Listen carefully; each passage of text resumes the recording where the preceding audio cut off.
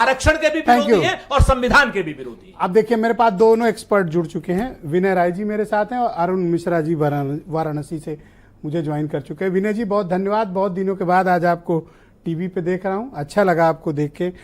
तो सर, ये बताइए कि चुनाव कैसा चल रहा है, और गोरखपुर रीजन जहां पे ये चुनाव है, स्पेशली कुशीनगर, देवरिया, महाराजगंज, गोरखपुर, बांसगांव, क्या चल रहा है इधर और जनता के बीच क्या माहौल है?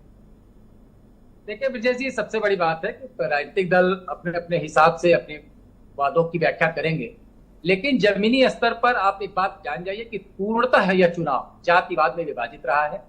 और अगर मैं सीट वाइज आपकी तुलना करते चलूं तो अब देवरिया पे आ जाइए। देवरिया में इस समय जिस क्षत्रिय और ठाकुर बिरादरी के वोट की बात करते हैं, आज की तारीख में भारतीय जनता पार्टी से लगभग 70% ठाकुर मतदाता कांग्रेस में इसलिए नहीं गया कि वो कांग्रेस के चाहता हो गया, वो इसलिए गया कि अखिलेश प्रताप सिंह उस बिरादरी से आते।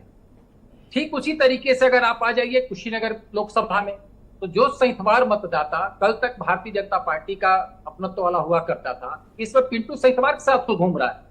आपने चुनाव के मोड पर राज्यसभा सदस्यता दी आरपीएन सिंह जी को, ये उम्मीद थी कि शायद सैंथवार बिरादरी का वोट एक बल्क में आएगा, लेकिन आज की तारीख में आप उस जाति को एक राज्यसभा देने के बाद भी, एक बड़ा नेता लाने के बाद भी नहीं रोक पा रहे हैं। आप बलिया का ले लीजिए, सनातन पांडे के साथ ब्राह्मण जा रहा है वहां पर।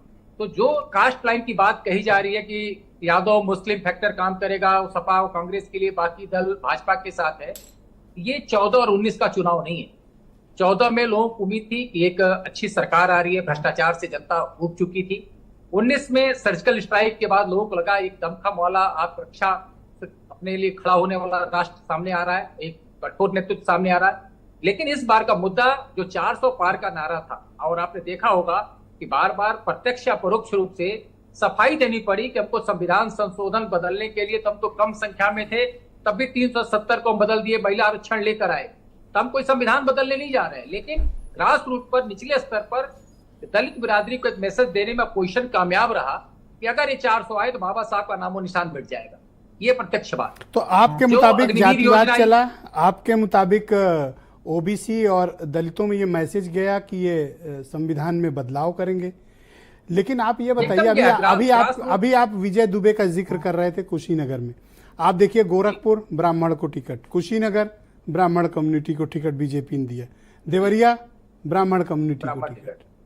अब ब्राह्मण कहाँ जाएगा भैया? दे तो दिया, और क्या ले लोगे? किसी का घर? देखिए एक बात है विजय जी, राजनीतिक फार्मूले को अगर देखा जाए ना, कई बार राजनीति अति बड़ी से नहीं होती।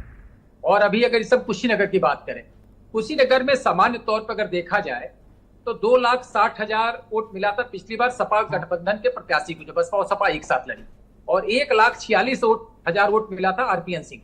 ये दोनों वोट अगर जोड़ दिया जाए तब भी भाजपा का 1,86,000 वोट ज्यादा है। लेकिन अगर हम इस मैथमेटिक्स से जोड़ेंगे तो चुनाव कंफर्ट जोन है। लेकिन ग्रास रूट पे जब बदलाव आने लगता है, एक टफ लड़ाई आती है, तो उसमें कई समीकरण बनने बिगड़ने लगते हैं। और इस बार मैं कह सकता हूं, आप अग्निवीर का कुछ जिक्र कर रहे थे। अग्निवीर का सीधा सा सिद्धांत है सर, जो लड़का, आप तो खुद इतने वरिष्ठ पत्रकार हैं, आपने देखा होगा कि जब लड़का कहीं किसी कंपटीशन में पास नहीं होता है तो कहता है कि इसमें नकल चल गया या पैसा चल गया। तो जो सरकार ने एक योजना निकाली और कहा कि हम 10,000 लोगों की भर्ती करेंगे, 4,000 लोगों को फिर कंफर्म करेंगे, 6,000 लोगों को हम 4 साल बाद हम अगर छोड़ेंगे भी तो उनको आरक्षण कोटे में कहीं कहीं पैरामिलिट्री में एडजस्ट करेंगे। लेकिन जनता को लगा कि ये भाई किसको निकालेंगे 6,000? तो जो एक सड़क पर दौड़ने वाला यूथ था वो सब इनसिक्योर हो गया। कुछ 4,000 में कौन रहेगा? कम से कम गवर्नमेंट को इस मुद्दे पर एक क्लियरिटी देनी चाहिए थी कि 10,000 की हम भर्ती करेंगे, टॉप प्रायोरिटी पर 1 से लेकर 4,000 तक जो लड़के मेरिट में रहेंगे वो कंफर्म माने जाएंगे।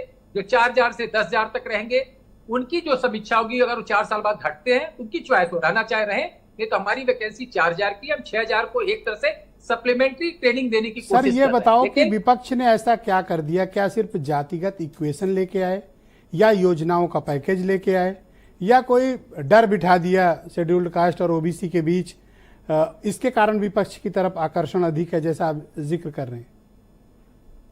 देखिए, ईमानदारी की बात है कि सरकार के पास सिर्फ नरेंद्र मोदी का चेहरा दिखाने के सिवा कोई मुद्दा नहीं, और किसी भी हथियार को बार बार आप अगर इस्तेमाल करेंगे तो उसका धार कमजोर हो जाता है। आप टाउन एरिया का चुनाव लड़ते हैं, नरेंद्र मोदी। आप नगर पालिका का चुनाव लड़े, नरेंद्र मोदी। आप विधायक का चुनाव लड़े, नरेंद्र मोदी। आप लोकसभा का चुनाव लड़े, नरेंद्र मोदी। सांसद अगर 5 साल में अपने क्षेत्र में नहीं भाई जाएगा, जिसके पास शाहरुख और हर खान है बात वो पे हर कहेगा पिक्चर में वो दिखाएगा, भी- जिनके पास शाहरुख खान है हर पिक्चर में दिखाएंगे। तो सर शाहरुख खान की फिल्में फ्लॉप होती हैं, क्यों भूल जा रहे हैं आप? बड़े से बड़े अमिताभ बच्चन को आपने देखा है कि कह ऐसा है कि अमिताभ बच्चन को 10 साल गर्दिश के दौर से गुजरना पड़ा सभी का भैया महानायक होते हुए। करण अर्जुन की जोड़ी है, योगी जी भी उसी बेल्ट से आते हैं, आप फिर सोच लें एक बारी। सर मैं एकदम अच्छे से सोच रहा हूं, मैं कह रहा हूं कि जिस लोकसभा को आप 4 लाख 4.5 लाख से जीते हैं, वहां अगर आप इस समय आप संघर्ष में हैं और या आप मार्जिन की उम्मीद करते हैं कि हम 25-30 हजार या 50,000 से चुनाव जीत जाएंगे, ये अच्छे संकेत नहीं है राजनीतिक तौर पर। और सबसे बड़ा एक और बता दूं, एक जो र्यूमर कहें या विपक्ष की साजिश कहें या केजरीवाल जी की प्रेस कॉन्फ्रेंस का असर कहें, जो एक बात फैली कि जैसे कंफर्ट जोन में सरकार बनेगी योगी जी की उत्तर प्रदेश से विदाई हो जाएगी, तो इसमें ठाकुर मतदाता भी कहीं न कहीं हिला है, जो कम से कम गोरक्षपीठ को मानता हो या ठाकुर के नाम पर योगी जी को मानता हो। योगी जी तो संत है, साधु है, सन्यासी हैं। सर आपके लेकिन कुछ मुताबिक तो लोगों को ठाकुर सब मानते हैं। चीज बीजेपी के निगेटिव ही जा रही है। मैं निगेटिव की बात नहीं कह रहा हूं, मैं कह रहा हूं आप जोड़ लीजिए ना, चंदौली में पिछली बार सीट का मार्जिन क्या था, 18,000 से चुनाव जीते थे महेंद्र पांडे जी। बलिया की स्थिति क्या थी आप देखते जाइए, आप 181 वोट से आप जीते अरे थे। फार्मर प्राइम मिनिस्टर 25 के है। बेटे हैं, सांसद रह चुके हैं, ऐसा थोड़ी कि सनातन पांडे उनको कंपटीशन दे देंगे। सर यही तो समस्या है कि आप जिसकी राज्यसभा में 2.5 साल बची है उसको लेकर आए अब चुनाव लड़ाने, लेकिन बीच में आपको नारद राय की जरूरत पड़ी ना, कि क्यों पड़ी?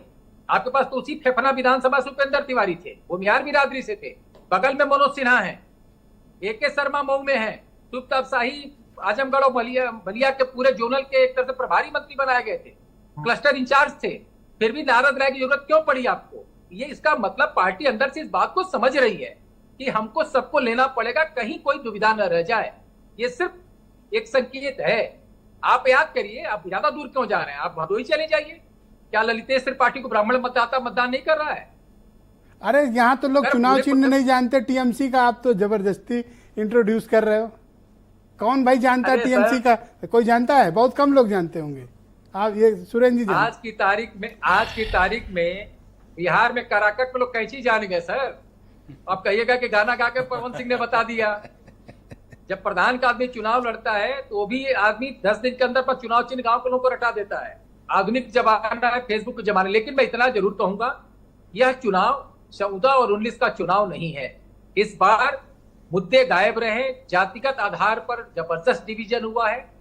दूसरी सबसे बड़ी जो कमी देखने को मिली कि डिवीजन अपर कास्ट में है कि डिवीजन OBC में है? दोनों तरफ है। आप अगर दलित मतदाता की बात करेंगे तो पहली चॉइस थी, जहां आदमी हाथी के बटन को नहीं देखता था, वहां भाजपा के साथ 19 में गया है गठबंधन होने के बावजूद। लेकिन इस बार वोटों का डिवीजन है। अपर कास्ट में भी वही स्थिति है।